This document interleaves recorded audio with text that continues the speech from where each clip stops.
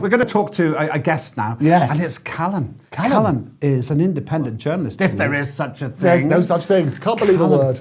Callum, are you there? Yes, he's in a car. Oh my God, what's What are you doing? I am. Where's the respect for the show? What are you doing? How you doing? Are you actually moving? Oh no, he's changing gear. I think he does need to change again. Put some trousers on. It's a bad angle, sir. It's horrible. God, people have put off their croissant. No. You need a new hairstyle. Yeah, don't look at the hair. Right, Callum, you just have to sit there and laugh. That's all you've got to do. Where are you? Are you driving back from Makerfield at the moment?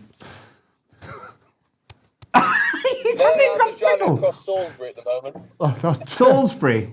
You're pretty lost if you were in Makerfield and you're trying to get to London. Go left. That's more out of the way than Angela Rayner's house buying habits. Anyway, carry on. So, what was it like in Makerfield?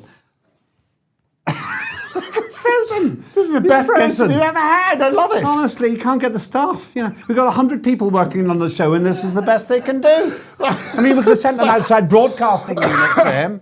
He's obviously sitting in a lay-by. He's gone now. Playing with his stick. He's playing with his stick. I think we saw him stick shift. Stick shift.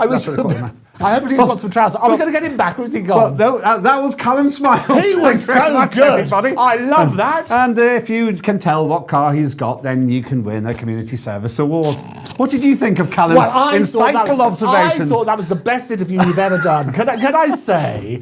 Today. The best interview he's ever done today. No, ever. I've never seen you better. I don't know. Some of this analysis was a bit ropey. I love that camera work. What was that about? He needs to change lanes. He certainly needs to change something, honestly, but yes. Yeah, he was slowing down from the beginning, and he's got himself into a bit of a jam there. I have to say, the production crew on this show are absolutely brilliant. They get us the best guests. It is hilarious. And all they are, they're fantastic. Well done to the production crew. I love it. Stop mocking them.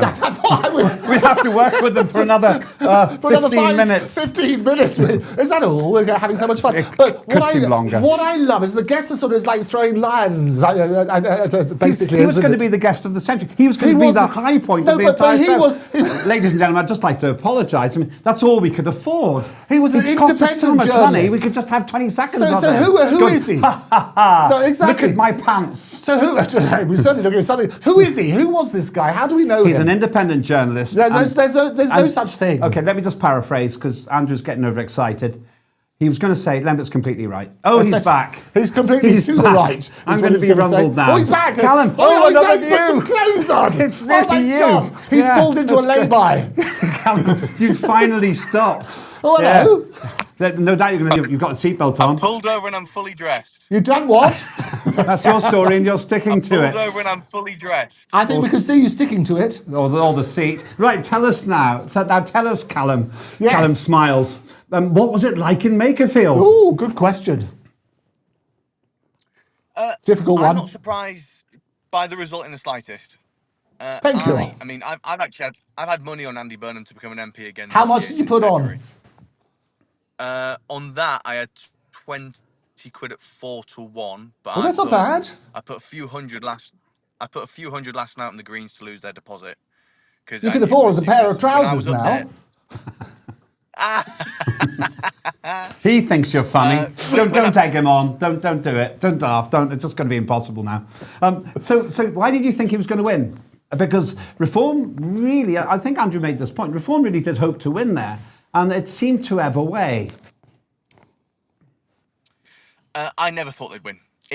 Because it's one of those places where everyone looks at the local elections and they think, oh, they've just completely dominated the area there. It's going to carry on into the by-election. But actually, when you look at the numbers in further detail, Labour didn't really lose much in terms of the local elections compared to 2024. Reform won all these seats because they picked up all these independent votes, but the Labour vote largely remained the same, and Andy Burnham is a very popular man in the Northwest. And not only that, Makerfield is weirdly one of those places where it's very Brexit, but it's ripe to become Reform, but they've not really had a lot of the immigration issues in that small region. So it's almost like this little bubble away from the rest of the country that's not really had the same issues that everyone else is voting on. So I was never in doubt that Andy Burnham would win this. And not only that, it's, a lot of people there are saying, we voted Reform in the locals to kick Starmer out, and we're going to vote for Andy Burnham to kick Starmer out. But are they going to stay with Labour now? Let's put it bluntly. I've even seen commentators say today, oh, well, it's just the Andy Burnham effect because he's very charismatic. But as I was speaking with Andrew before, it means that he could transfer that charisma to the whole country. Because let's face it, we do have personalities, big personalities, like Nigel Farage, who also trade on that charisma. Well, I mean, so Andy Burnham is going to become the PM sooner rather than later. If I'm him, I hold a snap election within 12 months because he wins. Because we saw Labour win the last election because the right was split 2 ways. It's now split 3 ways, and Andy Burnham would win because, one, Labour still has a fairly big core vote. I mean, we saw in the locals, yes, they got trounced, but people are forgetting that they did come second and about, I think it's 300 seats ahead of the Lib Dems. So there is still that core, decades worth of indoctrination of we vote Labour because we vote Labour. Yeah. But not only that, he would have on his ticket as well, and this is why I've put money on Labour to keep Manchester at 11-8, because they're also going to bring people back from the Greens and Lib Dems purely on the ticket of we hate the far right. And that's what they label Reform, Restore, and to a degree the Conservatives as. So he's going to get people vote for him purely on, because this is what the left have actually always been very good at. The left are very good at tactical voting. Once they're in a room together, they're each other's worst enemy. But when it comes to tactical voting, they're incredibly good at it.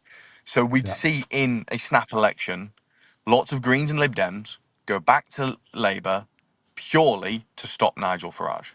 And what's really interesting, Callum, a couple of points, is that if you're looking previously, what's happened, it's been a negative vote. People, rather than a positive vote, saying, we want this party. If you look at the stats, for example, in 2017, Labour got 12.88 million votes. That was 40%. In 2019, they got 10.27 million votes, which was 32%. And in 2024, it's 9.71. So their votes have gone down. And what's happening, people are talking about this. They're not voting for the positive policies about Labour. They're turning around. It was an anti-Tory vote, effectively, wasn't it? Basically, yeah. I mean, the best bet I've ever won was I had at 50-1. Yes. I knew Starmer would win the last election, but I had at 50-1 Starmer to get less votes than Corbyn in 2017. And I knew he'd win the election, but basically on a technicality, because I knew that people weren't going to go to Labour. It's more they were going to leave the Tories. Yes. And this is one of the things I was saying during the Makerfield campaign. I was saying Reform aren't going to win this and Restore aren't going to win this because they're too busy bickering amongst each other. Meanwhile, Andy Burnham was knocking on doors. Yeah. He was running you've got to give him credit. I don't support any of the man's policies, but respect thy enemy. And you've got to give him credit. He had a positive campaign and just knocked on doors. Last question for you, Callum. People like positives. Last question for you, Callum. Are you paid per article or paid per mile? Thank you very much. It's rhetorical and well done. Thanks for stopping. Though obviously they've got all the evidence we need that you use your phone when you're driving. No, but you didn't have it in your hand. You didn't have it in your hand. I think technically that's legal. That is Callum Smiles. We'll see you when you finally arrive. I've been saying that for years about my career. Right.